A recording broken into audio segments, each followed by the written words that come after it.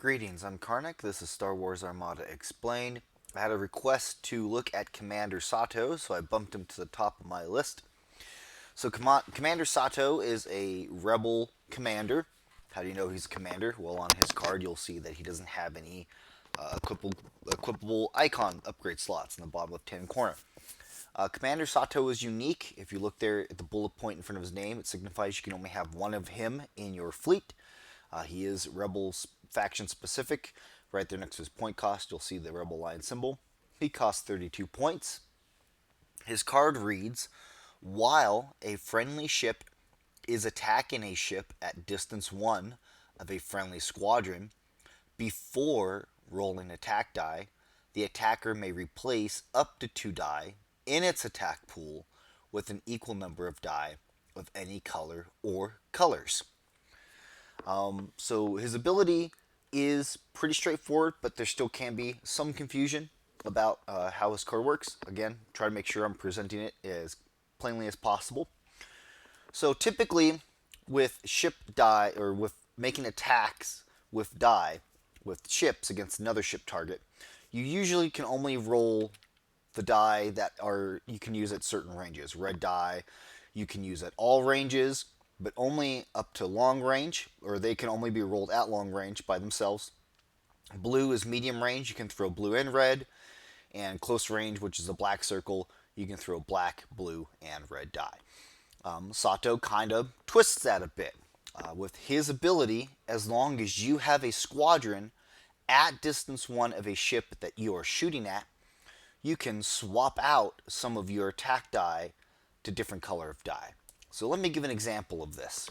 So first thing that we need to do in order to trigger Sato's effect is you need to make sure you have a squadron, one of your squadrons, at distance 1 of an enemy ship.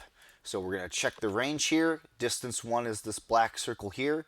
So if we look here, we will see that we are barely at distance 1, because when checking distances for terms of requirements, you measure from the closest point of the squadron to the closest point of the plastic base. Okay, because we're not making an attack, all we're doing is checking range requirement. Excuse me, a little sick today. So you don't measure to black cardboard, you only do that when making an attack, and I'll give that example in a moment.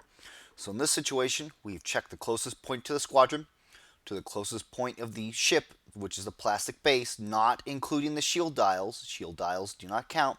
We are at distance 1. So we fulfill the first requirement of Sato, which is having one of your squadrons at distance 1 of an enemy ship. Now in this example, I'm going to use an MC-75 armored cruiser, because he throws kind of the multicolored die. Now, in his left and right arcs, he throws 3 reds and 2 blues. Now, typically, in this situation here, you'll see that I'm only at long range out my left arc here.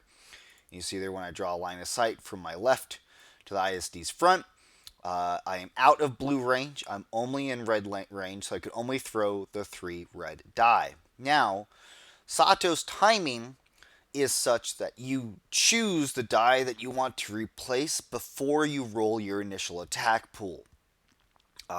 So you would say in this situation, you know what, I don't want to throw 3 red. Maybe I want to throw 1 red, 1 blue, and 1 black. Maybe I want to throw 2 blue and 1 red. Maybe I want to throw 2 black and 1 red. Okay, so you can change 2 die, 2 of those red die to any other colors that you want. So in this example, maybe he's got something like assault proton torpedoes equipped. And you know what? We're going to roll 1 red die, and we're going to roll 2 black die. And you know what? Didn't get the critical symbol that I need to be able to trigger assault proton torpedoes. Maybe we'll say he's got ordnance experts equipped into his gunnery, into his weapons team slot. So we're going to re-roll, and hey, there we go. Good roll there. So we are able to trigger assault proton torpedoes at red range, at long range. Like I said, Sato allows you to kind of tweak some of those ranges. Now, typically, as I mentioned before, black die can only be thrown at close range. But this kind of can trick your opponents. Suddenly you're doing ordnance upgrade damages at long range.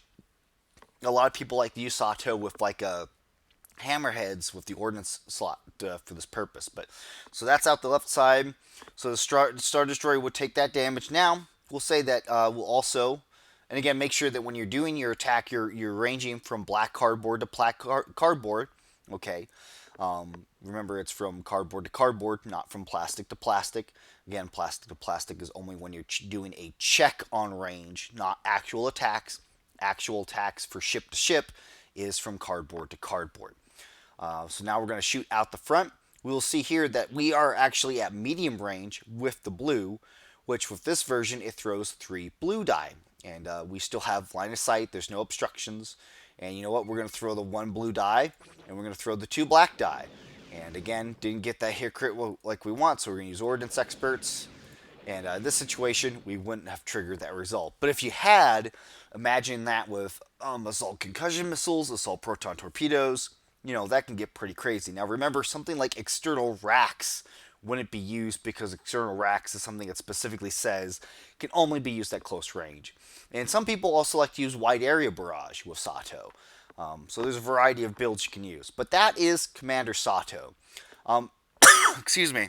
And it doesn't matter if you have enemy squadrons engaging your squadron, that doesn't prevent the requirement of Sato. All Sato cares about is, does he have a squadron at an enemy ship at distance 1? So it doesn't matter if other squadrons are surrounding your squadron and going to beat them up. You fulfilled that requirement. Now, obviously, in this example, I gave black dice examples, but you could switch out red dice to blue dice. Maybe you want to try to trigger heavy ion emplacements. There's a variety of reasons. So that's Sato. Of course, if you feel like anything's an error, if I got anything wrong, please let me know. As far as I'm aware, there is no errata clarifications. There's no other crazy interactions that we need to be aware of. Just for all intents and purposes, just remember that Sato is you're replacing die in your initial attack pool, and then you roll your initial attack pool. So things like obstruction, other when you're shooting, make sure you have an attack pool to roll. And again, if you are able to roll an attack pool, that is then when you swap the die out and then roll your initial attack pool with the switched out die that Sato allows you for. Some people also just quickly want to just touch point on this. Is some people were thinking that you do switch out the die after you roll your initial pool. Not the case. Again, his timing specifically is, look at whatever your initial pool is there, swap out the die to any color that you want, up to 2 die, and then roll your initial pool, and then afterwards you do any add-on effects, like for example, like enhanced armament or spinal armament, cards like that add die, or spinal armament actually adds to the battery armament. But anyway, like quad battery turrets is an add effect after his initial roll. Other cards like that. So anyway, gone on long enough. That's Commander Sato. Give me a comment if you feel like anything's an error. Appreciate you guys watching. I'll catch you next time.